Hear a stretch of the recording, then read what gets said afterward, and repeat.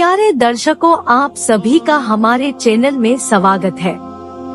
धर्म से जुड़ी वीडियो देखने के लिए हमारे चैनल को सब्सक्राइब और लाइक करें। धन्यवाद। प्यारे दर्शकों, अगर आपने वीडियो का इससे पहला भाग नहीं देखा तो इस चैनल पर जाकर देखें। धन्यवाद। हम यह दुआ करते हैं कि प्यारे दर्शकों के ऊपर वाहिगुरु कृपा करे। सभी प्रेम से बोलो वाहिगुरु। योगियों ने गोरखनाथ को बताना।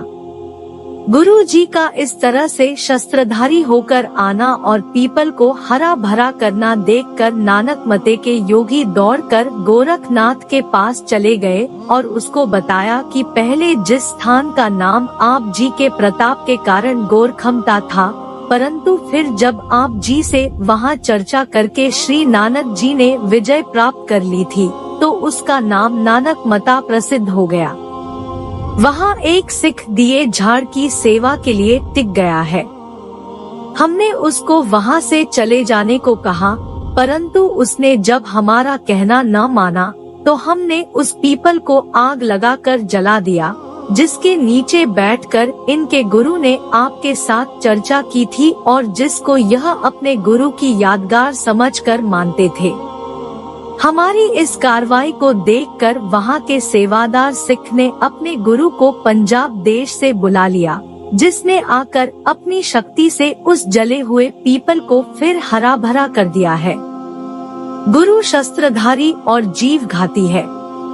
उसके साथ और भी जीव हत्या करने वाले आदमी हैं, जो हर रोज ही जंगल में से जानवर मार कर लाते हैं और पकाकर खाते हैं। अपने चेले से योद्धाओं की सारी बात सुनकर गोरखनाथ ने कहा कि गुरु नानक जी की गद्दी से झगड़ा नहीं करना चाहिए, मेल रखना ही उचित है। गोरखनाथ की बात को सुनकर भरथरीनाथ, झंगरनाथ आदि सिद्ध बोले कि अब यहाँ गुरु नानक जी नहीं है। हम अपना स्थान गुरु जी से जरूर छुड़वाएंगे। इनकी बात सुनकर गोरखनाथ ने कहा, अगर यह बात है तो जाओ आज ही जाकर अपना स्थान ले लो, इससे आपका बहुत यश होगा। योगियों ने गुरु जी को करामातें दिखाना और पराजित होकर दौड़ जाना। गोरखनाथ का यह वचन सुनकर योगी गोरखनाथ को आदेश देते हुए चलकर गुरु जी के पास नानक मते आ गए। गुरु जी के पास बैठकर झंगरनाथ ने कहा कि आप जैसे गृहस्थियों का हमारे साथ, जिन्होंने संसार के सब पदार्थों को त्याग दिया है, झगड़ा करना अच्छा नहीं है। इस कारण हमारे इस पुराने स्थान गोरख मते को आप छोड़कर चले जाओ। गुरु जी ने हंसकर कहा कि आपका मन ममता में फंसा हुआ है। किसी स्थान अथवा पदार्थ में अपनत्व रखना योगियों का काम नहीं है। आप अपने आप को त्यागी कहते हुए भी ममता में फंसे हुए हैं। गुरु जी के यह वचन सुनकर योगी अपनी अजमत दिखाने के लिए आकाश में उड़कर पत्थरों की वर्षा और आग की चिंगारियां उड़ाने लगे। मिट्टी कंकरों की जोरदार आंधी चल पड़ी। बड़े बड़े भयानक रूप धारण करके मुंह से मार लो की आवाजें करके सिखों को डराने लगे। फिर साथ ही साथ शेरों और सांपों के भयानक रूप धारण करके और फुंकारे मारने लगे। इन कौतुकों से सिखों को हैरान होते देखकर गुरु जी ने कहा, आप चुप करके तमाशा देखते रहो, इनकी सारी शक्ति अभी नष्ट हो जाएगी। गुरु जी ने यह वचन करके जब ऊपर नजर करके सिद्धों को देखा तो जहाँ भी कोई सिद्ध जिस भी आकार में था वहाँ ही उसको आग जलाने लगी। इस अग्नि से व्याकुल होकर सिद्ध दौड़कर गोरखनाथ के पास चले गए और रख लो की दुहाई देकर उसकी शरण पड़ गए। गोरख ने कहा, आपको मैंने पहले ही समझाया था कि गुरु नानक की गद्दी झगड़ा करना अच्छा नहीं है, परंतु आपने मेरी बात न मानी तो अब मान गवा कर दौड़े आए हो। इस तरह गोरखनाथ ने उनको बहुत लज्जित किया।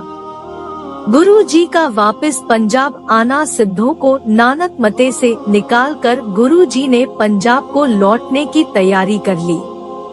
चलने से पहले गुरु जी ने इलाके के सिखों को बुलाकर कहा कि यहाँ विघ्न डालने वाले योगी अब गुरु स्थान का अपमान नहीं करेंगे। यह नानक मता अब अटल रहेगा, इसको कोई नहीं मिटा सकेगा। इस प्रकार सब कुछ ठीक करके और भाई अलम्स को धैर्य देकर गुरु जी नानक मते से चलकर सुरसती नदी पर आ गए। यहाँ स्नान और कुछ विश्राम करके यमुना नदी को पार करके थानेसर आ गए। थानेसर आप जी ने गुरु नानक देव जी तथा गुरु अमरदास जी की धर्मशाला में डेरा किया। कुछ दिन यहाँ डेरा करके श्रद्धालु संगत को नामदान का उपदेश देकर आप वहाँ से चलकर डरोली अपने परिवार के पास पहुँच गए।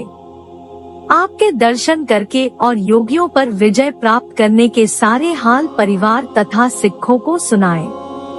उनके परिवार को बहुत खुशी हुई। श्री गुरुदित्ता जी का जन्म। डरोली निवास के समय माता दामोदरी जी की कोख से कार्तिक की पूर्णिमा आधी रात को संवत 1670 में गुरु जी के घर साहिबजादे ने जन्म लिया। सारे परिवार और सिख सेवकों में बहुत खुशियां मनाई गई। 1.25 महीने के बाद गुरु जी ने इस बालक का नाम गुरुदित्ता रखा। वैशाखी का मेला करना गुरु चैत्र महीने के व्यतीत होते ही जब वैशाखी आई तो जी के दर्शन करने के लिए चारों दिशाओं से सिख सेवक उमड़ घुमड़ कर बहुमूल्य भेंट लेकर आए। एक बहुत बड़े पंडाल के नीचे गुरु जी का दीवान सजा।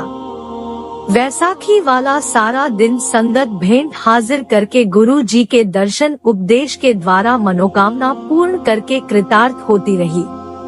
डरोली से यह रौनक देखकर जब कुछ सिखों ने अमृतसर आकर बाबा बुड्ढा जी और भाई गुरदास जी को गुरु जी की कुशलता बताई तो सारी संगत की प्रार्थना स्वीकार करके बाबा बुड्ढा जी ने गुरु जी को एक सिख के हाथ चिट्ठी भेजी कि आप अमृतसर आकर संगत को दर्शन दो। संगत बहुत उत्सुक है। इसका उत्तर गुरु जी ने यह दिया कि हम जल्द ही अमृतसर आ रहे हैं, परंतु जब तक हम अमृतसर नहीं आ जाते तब तक आप सब मिलकर प्रेम से गुरशब्द पढ़ा करो, जो दोनों लोकों में सिख की रक्षा करने वाले हैं। अमृतसर शब्द चौकी नियत करनी। जब गुरु जी की चिट्ठी आई तो सब संगत ने बहुत खुशी मनाई। बाबा बुड्ढा जी ने गुरु जी के हुक्म की पालना करने के लिए संध्या समय संगत को साथ लेकर अमृत सरोवर के चारों ओर बड़े प्रेम से 4 घड़ी रात गई तक शब्द वाणी पढ़नी और फिर समाप्ति के बाद अरदास करनी कि सच्चे पातशाह मेहरबान गुरु जी यहाँ आकर संगत को दर्शन दो। संगत आप जी के दर्शन के लिए उत्सुक है। बाबा जी इस तरह ही रोज नियम से चौकी चढ़ाकर समाप्ति पर गुरु जी के आगे दर्शन देने की अरदास करते। अगला भाग देखने के लिए चैनल को सब्सक्राइब और लाइक करें। धन्यवाद।